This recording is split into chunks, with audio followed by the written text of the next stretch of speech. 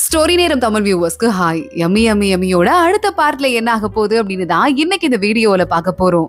Prince ஷாவ் அவனோட பையன் கிட்ட சொல்லிட்டு இருக்கான், யானுக்கு இந்த ஷாஷாவோட ஃபேமிலி இவ்வளவு முக்கியமான ஆளுங்களா இருப்பாங்க நான் நினைச்சு கூட பார்க்கல.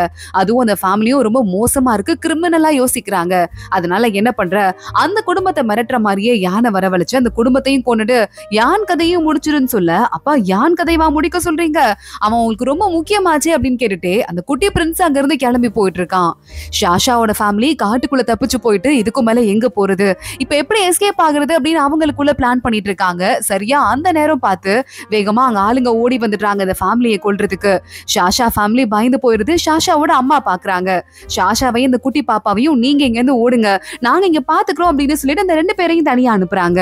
ஷாஷா குட்டி பாப்பாவை தூக்கிட்டு ஓடி வந்துட்டு இருக்கா. ஆனா அதுக்குள்ள பார்த்தா அங்க ஒரு ஆள் வந்துட்டான் துரத்துக்கிட்டே. ஷாஷாக்கு அந்த பாப்பாவை எப்படியாவது காப்பாத்தணுமே அப்படின்னு அவள ஒரு இடத்துல ஒளிய வச்சுட்டு வேணும்னே அந்த ஆளை டிஸ்ட்ராக்ட் பண்ணிட்டு இவளை ஃபாலோ பண்ணிட்டு வர மாதிரியே அங்க இருந்து ஓடி போயிட்டு இருக்கா. அந்த குட்டி பாப்பா அங்க இருந்து அழுதுட்டு இருக்கா. இங்க அதுக்குள்ள ஷாஷாவோட அம்மாவையும் அப்பாவையும் புடிச்சு வச்சுட்டு அவளோட அண்ணன் கழுத்துல கத்தி வச்சு வெட்டுறதுக்கு போயிடுறாங்க. ஆனா அந்த செகண்ட் பார்த்து அங்க நம்ம யான் ஓடி வந்துடுறான். அங்க இருந்து சண்டை போட்டு இவங்க எல்லாரையும் காப்பாத்தி விட்டு ஒழுங்கு மரியாதை இங்க இருந்து ஓடுறீங்களா இல்லையான்னு கேட்க வரவங்களும் நம்ம யானுக்கு பயந்துட்டு அங்க இருந்து எஸ்கேப் ஆயிடுறாங்க. ஷாஷாவும் பாப்பாவும் எங்க அப்படின்னு யான் கேட்டுட்டு இருக்கான். இந்த பக்கம் தான் போனாங்க அப்படின்னு 4 பேருமா தேடி கிளம்பி போயிட்டு இருக்கா. அந்த பாப்பா பாத்துடுறா.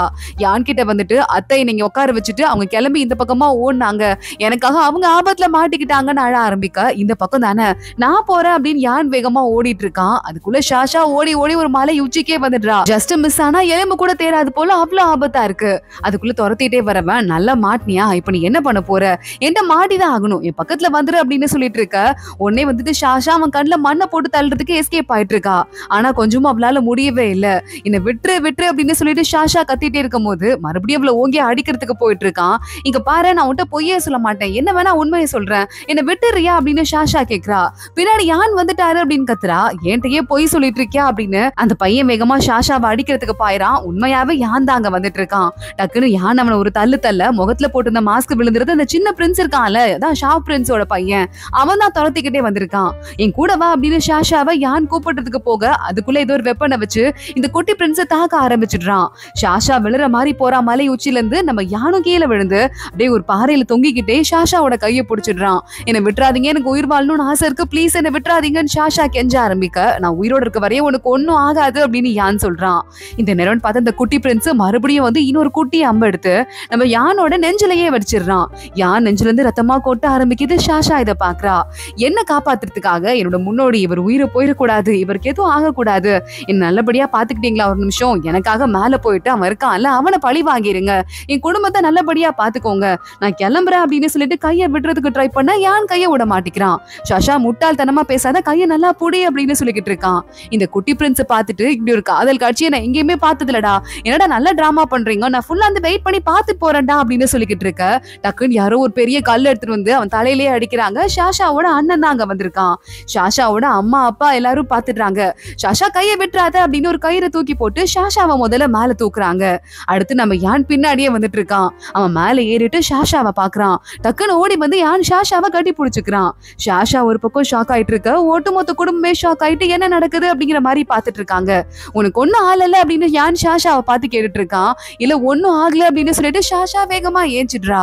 இந்த ஆள் என்ன குட்டி பிரின்ஸ் இங்க இருக்கான், நம்ம என்ன பண்ண போறோம் அப்படின்னு கேட்டுட்டு இருக்க. யான் பாக்குறான் அவன் என்னமோ பண்ணிட்டு போறான். அவங்க அப்பா வந்து அவனை கூட்டு போட்டும் நம்ம இங்க இருந்து கிளம்பலாம் அப்படின்னு அவனை கண்டுக்காம அங்க இருந்து கிளம்பிடுறாங்க.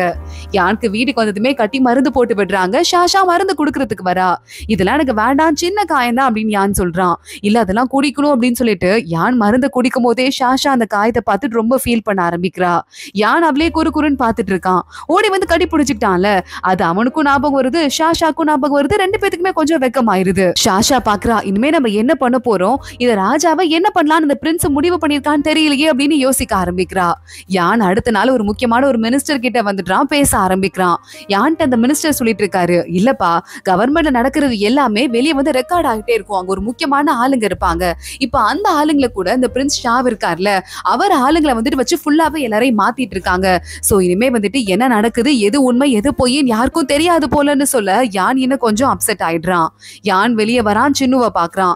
எனக்கு வந்துட்டு எல்லாமே கொஞ்சம் டவுட்டாவே இருந்துட்டு இருக்கடா, ராஜாவை தனி மரம் ஆக்கிட்டு அதுக்கப்புறமா அவரை வந்து பலி போடுறதுக்கு நிறைய பேர் முயற்சி பண்ணிட்டு இருக்காங்கன்னு சொல்ல, என்ன பாஸ் சொல்றீங்க, எனக்கு ஒண்ணுமே புரியலையே அப்படின்னு சின்னு சொல்றான். எது என்னவோ ஷாவ் பிரின்ஸ் என்ன வளர்த்தார்ல, ஆனா அவர் நல்ல எண்ணத்தோட வளர்க்கலன்னு மட்டும் எனக்கு தெரியுது. அதுக்கு ஏதாவது நம்ம பண்ணியே ஆகணும் அப்படின்னு யான் சொல்லிட்டு இருக்கான். ஷாஷாவோட ஃபேமிலி வந்துடுறாங்க. ஒரு வணக்கத்தை போட்டு இப்போ உடம்பு ஓகேவா அப்படின்னு கேட்டுட்டு இருக்க, உள்ள வாங்க பேசலாம் அப்படின்னு யான் கூட்டு போயிட்டு இருக்கான். ஷாஷா சொல்லிட்டு இருக்கா, இப்ப இந்த ஷாவ் பிரின்ஸுக்கு உங்களோட அடையாளம் என்ன நல்லாவே தெரிஞ்சிருக்கும். அதுவும் இல்லாம அவங்க எங்க இருந்து மிரட்டினாங்களா என்ன சொல்றதுன்னு தெரியாம நானும் சில பர்சனல் விஷயத்த சொல்லிட்டேன்.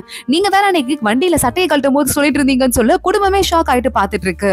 அன்னைக்கு அவர் யூனிஃபார்ம் மாத்தினாரு, நான் ஒன்னும் வேற சொல்லல அப்படின்னு ஷாஷா சொல்ல, யூனிஃபார்ம் மாத்தினாரான்னு குடும்பமே ஈஸி ஆயிடுறாங்க. சின்னு பாக்குறான், என்னது அவன் அப்படியான்னு கேட்டு அசால்ட்டா விடுறாங்க. இவங்க எல்லாம் உண்மையாவே பண்ணலைய பெத்தவங்க தானா அப்படின்னு யோசிக்க ஆரம்பிக்கிறான். அடுத்து யான் யோசிச்சுட்டு இருக்கான், நான் உங்களுக்கும் பிரின்சஸ்க்கும் நடுவுல ஒரு கனெக்ஷன் இருக்கு, அதனாலதான் நீங்க வந்து என்கிட்ட இருக்க கனெக்ஷனை கட் பண்ணிட்டீங்க அப்படின்னு அவங்கள்ட்ட சொல்லி வச்சுட்டேன் அப்படின்னு ஷாஷா சொல்ல, பரவாயில்ல ஏன் மானதானே போச்சு, உனக்கு ஒன்னும் ஆகல அப்படின்னு யான் சொல்றான். குடும்பம் மறுபடியும் ஷாக் ஆயிட்டு பாத்துட்டு இருக்காங்க. ஷாஷாக்கே கொஞ்சம் வெக்கம் ஆயிருது. அம்மா இனிமே நம்ம என்ன பண்ண போறோம், எப்படி அந்த பிரின்ஸை ஹேண்டில் பண்ண போறோம் அப்படின்னு சொல்லிட்டு எல்லாரும் கேட்டுட்டு இருக்காங்க. எங்களை காப்பாத்தி உங்களுக்கு ஏதாவது ஆபத்து வந்துட போகுது, உங்களை அவர் எடுத்து வளர்த்த வரல, அதனால எங்களால உங்களுக்கு எந்த ஆபத்தும் வந்துடக்கூடாது, நாங்களும் இந்த வீடை காலி பண்ணிடுறோம், ஏன்னா எங்களால உங்களுக்கு ஏதாவது ஆபத்து வந்துருச்சுன்னா எங்களுக்கு வந்து அது மனசு தாங்காது அப்படின்னு சொல்லிக்கிட்டு இருக்கா. யான் பாத்துட்டு இருக்கான். நீங்க எல்லாரும் இப்படி பேசுறத முதல்ல நிறுத்துங்க அப்படின்னு சொல்றான். ஷாஷாவோட அப்பா சொல்றாரு, இங்க பாருப்பா, எல்லா பொறுப்பையும் உன் மேல எங்களுக்கு வைக்க முடியாது, எங்களை பொறுத்தவரையே நீயும் சின்ன குழந்தை தான், சின்ன வயசு தானே உனக்கு ஆகுது, சோ எங்களுக்கும் கொஞ்சம் பொறுப்பை கொடு, என்ன நடக்குதுன்னு எங்ககிட்ட உண்மையை சொல்லு, இனிமே நாங்கெல்லாம் உன் குடும்பம் புரியுதா, நான் வந்து உன்னை என்னோட சொந்த குடும்பமா பாத்துட்டு இருக்கேன், சொந்த மக மாதிரி பாக்குறேன்னு நினைச்சுக்கோ அப்படின்னு சொல்லிட்டு ஷாஷாவோட அம்மா சொல்ல, பக்கத்துல சின்னுக்கு கண்ணுல கண்ணீரே வந்துருது. இல்ல ஒண்ணுல கண்ணுல தூசி விழுந்துருச்சு அப்படின்னு சமாளிக்கிறான். மத்த அத்தனை பேரும் சிரிக்கிறாங்க. இந்த சோகத்தை பார்த்து ஷாஷாவோட அப்பால இருந்து எல்லாரும் அழ ஆரம்பிக்க யான் அமைதியா ஷாஷாவையே பாத்துட்டு இருக்கான். இங்க அடுத்த நாள் மறுபடியும் ஹோட்டல் ஆரம்பிச்சிடுறாங்க. இங்க ஷாஷாவோட அண்ணா இருக்கான்ல, அவன் ஏதோ பாத்துட்டு, இங்க பாருங்களேன் அவரை பத்தி எனக்கு ஏதோ டவுட்டா இருக்கு, நான் அவரை ஃபாலோ பண்ணிட்டு போக போறேன் அப்படின்னு சொல்ல, யாரடா ஃபாலோ பண்ற, என்ன பேசிக்கிட்டு இருக்க, ஒழுங்கு மரியாதை கிளம்பி உள்ள போ அப்படின்னு சொல்லிட்டு அங்கதான் அம்மா அப்பாவும் கூட்டு போயிடுறாங்க. இல்ல இல்ல அவன் ஏதோ என்கிட்ட சொல்ல வந்தான், ஏதோ மறைச்சு சொல்ல வந்தான் அப்படின்னு சொல்லிட்டு ஷாஷாவோட அண்ணன் சொல்ல அவங்க யாருமே கண்டுக்கவே இல்ல. எப்படியோ போய் ஷாஷாவோட அண்ணன் அந்த ஆள் கிட்ட காதுல வாங்கிடுவான் போல. அதுக்கப்புறமா ஷாஷாவோட ஃபேமிலி யானை பாக்குறதுக்கு வருது. அவன் என்கிட்ட சொன்னான், ராஜாக்கு ஏதோ உடம்பு முடியல, அவருக்கு சரியாவே பசியே எடுக்க மாட்டேங்குது அப்படின்னு ஏதோ சொல்ல வந்தான், அதுக்காக தான் சாப்பாடு வாங்குறேன் அப்படின்னு சொன்னான், ஆனா அது வெளிப்படையா சொல்லாம மறைமுகமா சொல்லிட்டு போயிட்டான் அப்படின்னு சொல்லிட்டு குடும்பமா பேச ஆரம்பிக்கிறாங்க. ஷாஷாவோட அம்மா சொல்றாங்க, ராஜாவோட மகளுக்கே வந்து நல்ல இடத்துல கல்யாணம் ஆகலையாமே, அதனால ராஜாவோட பேத்திக்கு நல்ல மாப்பிளையா பாக்கணும்னு முடிவு பண்ணிருக்காங்களாமே, உங்களை எதுவும் மாப்பிள்ளை கேட்டாங்களா, நீங்க என்ன சொன்னீங்க அப்படின்னு கேட்க யான் பாக்குறான். ஆமா கேட்டாங்க அப்படின்னு சொல்லிட்டு ஷாஷாவையே பாத்துட்டு இருக்கான். ஷாஷாவும் யான் என்ன சொல்ல போறான் அப்படின்னு பாத்துட்டு, எதுக்கு அவர்கிட்ட அதெல்லாம் கேக்குறீங்க, தேவையில்லாத விஷயத்தெல்லாம் கேட்காதீங்க, பர்சனல் விஷயத்தெல்லாம் கேட்காதீங்க அப்படின்னு டாபிக்க மாத்தி விட்டுறா. ஷாஷா ஆனா சோகம் ஆயிடுறா, யாருக்கு யார் கூடயோ கல்யாணம் ஆக போது போல அப்படின்னு. கூடயே வந்துட்டு நம்ம யூனா, என்னடி ஆச்சு உனக்கு, அப்பல இருந்தே ரொம்ப சோகமா இருந்துட்டு இருக்கு அப்படின்னு கேட்க, ஒன்னும் இல்ல அப்படின்னு ஷாஷா ரூம்குள்ள வந்துடுறா. அவளுக்கு மறுபடியும் யான் அவகிட்ட எவ்வளவு பாசமா இருந்தா, யானை கொஞ்சம் கொஞ்சமா நம்ம லவ் பண்ண ஆரம்பிச்சிட்டோமா அப்படின்னு எல்லாமே ஞாபகம் வருது. அடுத்த நாள் காலையிலேயே ஷாஷா ஒரு கோவிலுக்கு போயிடுறா. அங்க போயிட்டு ஒரு 5 மணி நேரம் மணி அடிச்சுட்டே இருக்கா. அங்க வரவங்க, என்னமா இது 5-6 மணி நேரம் ஆச்சு, ஏன் இப்படி பண்றமா, உன் மனசுல என்ன இருக்குன்னு கேட்க, நான் தப்பு பண்ணிட்டேன், காதலிக்க கூடாத ஒருத்தரை நான் காதலிக்க ஆரம்பிச்சுட்டேன், என்னை இங்க வந்துட்டு சாமியாரா சேர்த்துக்கோங்க, என் தலையில இருக்கிற முடிய மொட்டை அடிங்க அப்படின்னு சொல்லிக்கிட்டு இருக்க. அங்க ஒரு பொண்ணு வரா, எனக்கு தெரிஞ்சு நீங்க சாமியார் ஆகிறதுக்கு ரெடி ஆகல, மனசுல குழப்பம் இருக்கு போல, வந்து உட்காந்துட்டு கொஞ்ச நேரம் பேசுங்க அப்படின்னு சொல்லிக்கிட்டு இருக்கா. அந்த பொண்ணு பேரு ஷென்ஷியா. ஷென்ஷிட்ட நம்ம ஷாஷா உட்காந்து பேச ஆரம்பிக்கிறா. ஷென்ஷி இருக்கால, அவளும் வந்து ஒரு ஹோட்டல்காரங்களோட பொண்ணு தானா, அவளும் நடக்க போற அந்த ஃபுட் காம்படிஷன்ல கலந்துக்க போறாளாம். அவளோட சாப்பாடு சாப்பிட்டுட்டு ஷாஷா, ரொம்ப பிரமாதமா இருக்கு சாப்பாடு, நீங்க தான் வின் பண்ண போறீங்க அப்படின்னு அவளோட ஹோட்டலுக்கே கூட்டு வந்துடுறா. கரெக்டா அந்த நேரம் பார்த்து உங்க குடும்பமும் வந்துடுறாங்க. யானை வர நாங்க கூப்பிட்டு விட்டுருக்கோம்னு சொல்ல, எதுக்கு யானை கூப்பிட்டு விட்டீங்கன்னு ஷாஷா பாக்குறா. யான் நேரா உள்ள வரான். ஷாஷாவை பார்த்துட்டு அவனுக்கும் ஒரு மாதிரி ஆக்குவடா தான் இருக்கு, ரெண்டு பேத்துக்கு நடுவுல காதல் வளர்ந்துட்டே இருக்கே அப்படின்னு சொல்லிட்டு. அப்பன்னு பார்த்து யாருமா நீ அப்படின்னு கேட்க, என் பேரு ஷென்ஷா, நான் ஷென் ஃபேமிலில இருந்து வந்திருக்கேன் அப்படின்னு அந்த கூட இருக்க பொண்ணு சொல்றா. அங்க இருக்கிற குடும்பமே ஷாக் ஆயிடுறாங்க. ஷென் குடும்பத்துல போய் கல்யாணம் பண்ணிக்கிட்டு தான் யான் வந்து ஷென்னா மாறுவான். அதுக்கப்புறம் தான் இந்த குடும்பமே வழி தோன்றலே வரும், அதோட வழிதான் இவங்க அப்படின்னு சொல்லிட்டு இந்த ஷாஷாவோட ஃபேமிலிக்கு தெரியும்ல. அப்ப இவ்வளவுதான் கல்யாணம் பண்ணிக்கணுமா, சூப்பர் நடந்துருச்சு, நம்ம யாரை எதிர்பார்த்து காத்துட்டு இருந்தோமோ அந்த பொண்ணு வந்துட்டா அப்படின்னு அத்தனை பேரும் ஃபீல் ஆயிடுறாங்க. அந்த குட்டி பொண்ணு கால்ல பாட்டி வணக்கம் அப்படின்னு சொல்லிட்டு வணக்கமே வைக்கிறா. இல்ல தப்பா எடுத்துக்காதீங்க அப்படின்னு இந்த ஒட்டுமொத்த குடும்பமே சமாளிக்க யான் கூட அந்த பொண்ணையும் உட்கார வைக்கிறாங்க சாப்பிடுறதுக்காக. இந்த குடும்பமே ஒட்டுமொத்தமா முன்னாடி நின்னுட்டு, நீங்க 2 பேரும் எப்பவுமே ஹாப்பியா இருக்கணும், இதுக்காக இந்த ஒயினை நாங்க சியர்ஸ் சொல்றோம் அப்படின்னு இந்த 2 பேரையும் ஏதோ கடவுள் ஜோடி மாதிரியே பார்க்க ஆரம்பிக்க, அந்த ஷென்ஷிக்குமே கொஞ்சம் ஆக்வர்ட் ஆயிடுது, அதே மாதிரி யானுக்குமே கொஞ்சம் ஆக்வர்ட் ஆயிடுது. இங்க அடுத்த நாள் ஆகுது. ஒரு பையன் இருப்பான்ல லூஃபெங் அப்படின்னு சொல்லிட்டு பிசினஸ் எல்லாம் பண்ணிட்டு, அந்த பையன் வரான். நான் வந்து இன்னைக்கு ஷாஷாவை பாக்குறதுக்கு போறேன் அப்படின்னு சொல்லிக்கிட்டு இருக்கான். இங்க ஷாஷாவோட கடையில புது டிஷ் ஒன்று இன்ட்ரடியூஸ் யூஸ் பண்ணி எக்கச்சக்கமான கூட்டமெல்லாம் கூட்டி பயங்கரமா வியாபாரம் நடந்துட்டு இருக்கு. அதையும் அவன் பாத்துட்டு இருக்கான். இங்க அதுக்குள்ள பெய்சார பாக்குறதுக்கு இளவரசி வந்துடுறா. வீட்டுக்கே வந்துடுறா. எதுக்கு இளவரசி இங்க வந்திருக்கீங்க? நீங்க தான் அந்த சாப்பாடு ஆர்டர் பண்ணீங்களா?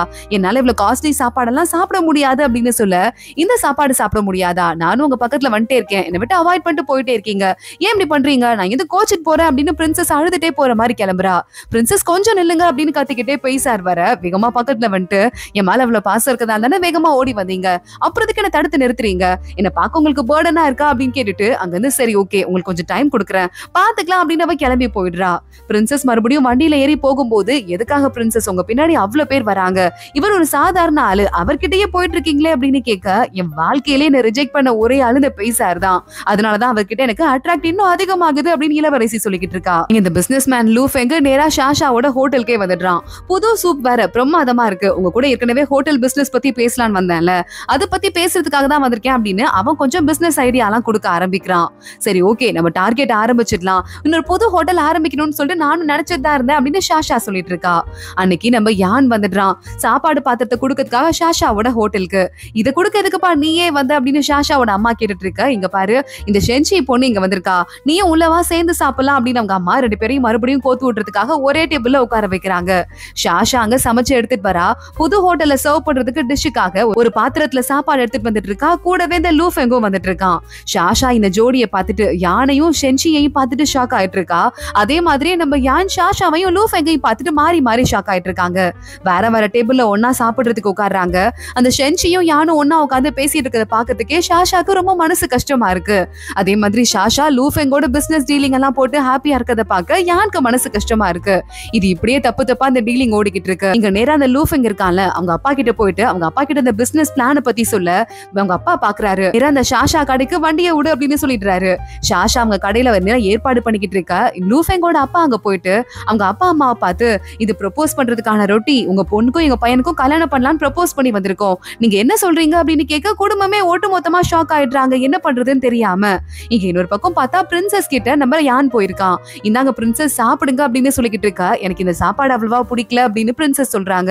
நான் இப்பவே சின்னு அனுப்புறேன், போயிட்டு ஷாஷாவோட கடையில இருந்து சாப்பாடு வாங்கிட்டு வர சொல்றேன் அப்படின்னு சொல்லிக்கிட்டு இருக்கான். நேரா சாப்பாடு திரும்ப வரல. யானோட அசிஸ்டன்ட் தான் மறுபடியும் வந்துட்டு ப்ரொபோஸ் பண்றதுக்கு ஆளுங்க வந்திருக்காங்கன்னு எல்லா கதையும் சொல்ல, நேரா யான் வந்துட்டு சாரி பிரின்சஸ் நான் அப்புறம் வரேன் அப்படின்னு அங்க இருந்து கிளம்பி ஓடி போயிடுறான். யான் நேரா உள்ள நுழைய ஷாஷா பாத்துட்டு இருந்திருக்கா. நம்ம மனசை மாத்துறதுக்கு ஒரே வழி இப்ப அந்த கல்யாணத்துக்கு ஓகே சொல்றதா அப்படின்னு கையில அந்த ரொட்டி டப்பாவை வேகமா எடுத்துடுறா. லூ ஃபெங்கோட அப்பா பாக்குறாரு, கல்யாணத்துக்கு அந்த பொண்ணு ஓகே சொல்லிட்டா, இதுக்கு மேல அந்த பொண்ணு எங்க வீட்டு மருமக அப்படின்னு அவர் சொல்ல ஆரம்பிக்க யான் இதை பாத்துடுறான். அவளே ஓகே சொன்னதுக்கு அப்புறமா நான் இங்க என்ன பண்றது அப்படின்னு மெதுவா அங்க இருந்து கிளம்பி வெளியே வந்துடுறான். பிரின்சஸ் பாக்குறாங்க, என்னப்பா நான் ஃபாலோ பண்ணிட்டு வந்துட்டே இருக்கேன், நீயே கண்டுக்கல, அந்த அளவுக்கு உன் மனசு கஷ்டமா இருக்கு, அந்த பொண்ணுட்ட உன் மனசை சொன்னியா அப்படின்னு கேட்க, அந்த பொண்ணுக்கே இன்னொரு கல்யாணத்துல விருப்பம் இருக்கும்போது நான் என்னத்த சொல்றது அப்படின்னு யான் சொல்லிட்டு சோகமா அங்க இருந்து நடக்க ஆரம்பிக்கிறான். அதோடதான் இந்த எபிசோட் முடியுது. அடுத்து என்ன ஆக போகுது, இந்த கஷ்டமான காதல் எப்படி முடிய போது தொடர்ந்து பார்க்கலாம். இந்த வீடியோவை லைக் பண்ணிக்கோங்க, மறக்காம நம்ம சேனலுக்கு சப்ஸ்கிரைப் பண்ணி பெல் ஐக்கானையும் கிளிக் பண்ணிக்கோங்க. அடுத்த வீடியோல பார்க்கலாம். அது வரைய பாய்.